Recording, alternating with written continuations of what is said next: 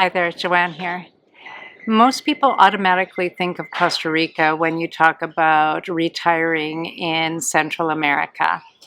But here in San Juan del Sur, I keep running into people who consciously choose Nicaragua over any other country, whether it be Costa Rica, Honduras, El Salvador, or Panama. So I got very curious this year and I spoke to a variety of people on why they choose Nicaragua. And I can boil their responses down into 10 main reasons. So I'd like to go over them with you. We will read through them and then we will dive into each one a little bit deeper.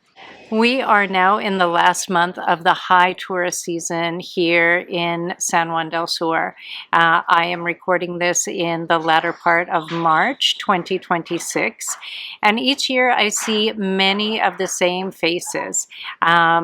Returning to holiday here, some for a week, some for several weeks, some for several months, and some making the more permanent decision to buy a home here, either to live here full time or at least half of the year. So this year I asked people why.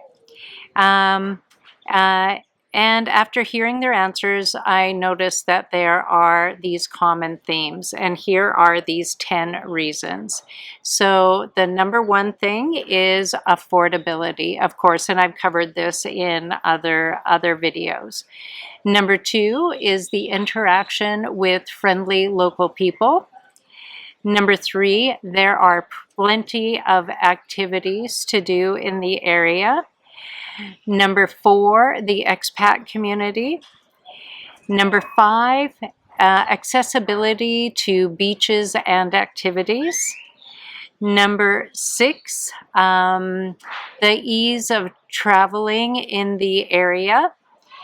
Number seven, variety of day trips and overnight trips. Number eight, the natural beauty.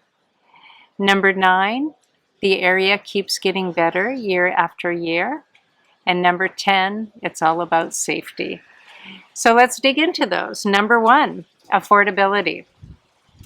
So I talked to two separate families, quite sizable families this year. And the first one, for the first time in their lives, the matriarch of the family told me that they rented a huge house in one of the gated communities near here. This house had its own pool and it was overlooking the Pacific Ocean.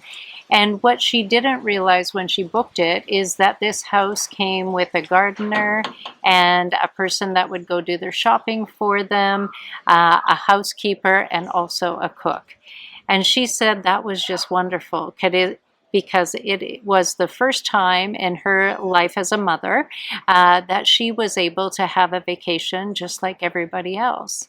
So I think that is wonderful, and it was affordable for them and affordable enough that they could invite all of their children's spouses, and all of their grandchildren. Another family told me a little bit more details about where they used to go on vacation. They used to go to Hawaii, the different Hawaiian islands, and every year the prices just kept going up and up and up, and eventually they were priced out of Hawaii. So they tried Mexico for 1 or 2 years, and they found that it too was quite expensive, that it was very Americanized, and that they didn't have the overall feeling of safety that they wanted for their family. So I've met them, I think, twice, maybe 3 times now, and that's how they found themselves here in San Juan del Sur, and that's what they love about it. They get safety, they feel comfortable, and they feel that everything is very affordable. Number two, so friendly local people and access to them. We are living in a day and age where many of the huge tourist areas in the world, they are suffering from over-tourism. And so that means that tourists that visit there, they do not feel welcome anymore. But here, people say that they can connect with local people and that people are very smiley and friendly and helpful. The expat community. The expat community seems to be the perfect size. People told me that they find that the expat community is large enough that they keep meeting people throughout their stay here, even if they're here for a few months, that every week that they're interacting with new people from very diverse backgrounds. We have people here from New Zealand, from Australia, from Europe, from North America, from South America. We have people from all over.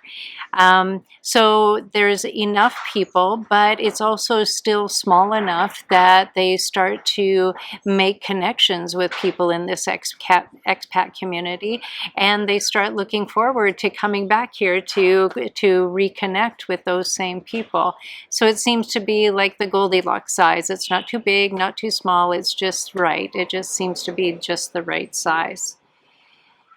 Number 4, activities. There are so many activities to do here in San Juan del Sur. There is deep sea fishing, there's sailing, there's whale watching, there's yoga. Many of the restaurants downtown, they have theme nights, they have salsa dancing, karaoke nights, folkloric shows, of course, pickleball. You know, I brought pickleball here to Nicaragua, and that is a great big part of the community, and that community keeps growing year after year as well. And that there's very accessible. So this is number 5, very accessible. San Juan sits on a almost perfect horseshoe bay, and this is where the majority of the action happens in the area. So everything is quite condensed. There are things that happen outside as well, but Nicaragua overall is still quite underdeveloped. I know that I've been to places in the world where you can't get to the beach unless you pay a day fee to go to a hotel and stay at a hotel for the day. Here, it's not like that. There are many beaches that you just drive up, you park, and you go onto the beach. So things are very accessible. And we have magnificent sunsets here. So sunsets are available from a variety of vantage points for free every day of the year. Transportation, number 6. So there is a bus system here, but it's not very organized, and it's not very easy to get information. So what most people do here is they rent a vehicle. There's also taxis. The taxis are very easy to take here. But most people rent a vehicle, and once you have a vehicle, things are very accessible because the road systems just keep getting better all the time. There are a variety of beaches and resorts up in the hills that one can visit. These are all very accessible if you have a taxi or if you've rented a vehicle. One thing to note is many people rent motorcycles when they're here, and just this year the police started checking to see if your driver's license from your home country allows you to ride a motorcycle. So just be aware of that before you rent a motorcycle here, because you might be paying some fines if you do not have that. There's also shuttles from a little hotel in town called Casa Oro, and you can take shuttles to the different beaches around San Juan del Sur. Another thing that requires a vehicle, also you can hire a vehicle and a driver as well. This is something that people do. But let's say that you have rented a vehicle for your stay. The Pan American Highway is a 20-minute drive outside of our access road here, and that takes you all over Nicaragua. The things that people do when they have a vehicle is they might go for a day trip or an overnight trip to Laguna de Apoyo, which is a crater lake up in the mountains. They'll go visit some volcanoes.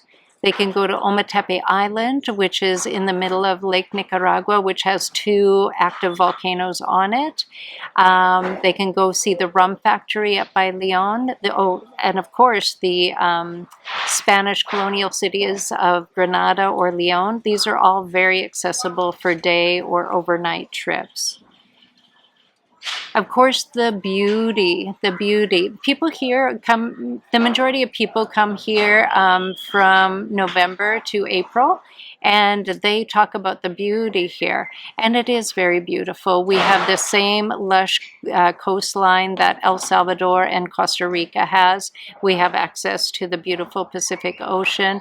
Also, we have the Caribbean side that's accessible with a just if you get in a car and drive, or if you take a little flight over to the Corn Islands. So there's a lot of beautiful and a lot of variety when it comes to the geography here. But you know, people come here in the dry season, and I actually think that the wet season is way more beautiful than the dry season. Of course, most people are looking for the sun and the beach, and you can do those things in the wet season too, but maybe it's not the right time of year for most people. But yes, the wet season is my favorite. It's a little bit cooler, everything's greener, everything's lusher. I really love it. Number 9, it keeps getting better and better and better. People just say that every year that they come back, things keep improving.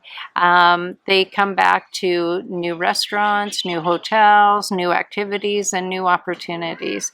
And I have to say that I agree, and I think that's why I love living here. It just feels like it is on the upswing and keeps getting better. Number 10, and the most important of all, safety. Now, people generally feel safe here. And I am not saying that bad things don't happen here. Bad things happen everywhere in the world. But I feel very safe here, and the majority of people feel very safe here. I think that you can't put a price on that. So that is it. That is the 10 reasons I keep hearing from people why they choose to return to San Juan del Sur, Nicaragua. If I miss something that you personally love about San Juan del Sur, or something that keeps you coming back year after year, please put it down in the comments, and I may incorporate it in a future video. So anyway, thank you for watching, and if you got anything out of this video, please give me a thumbs up and also consider subscribing. It costs you nothing at all.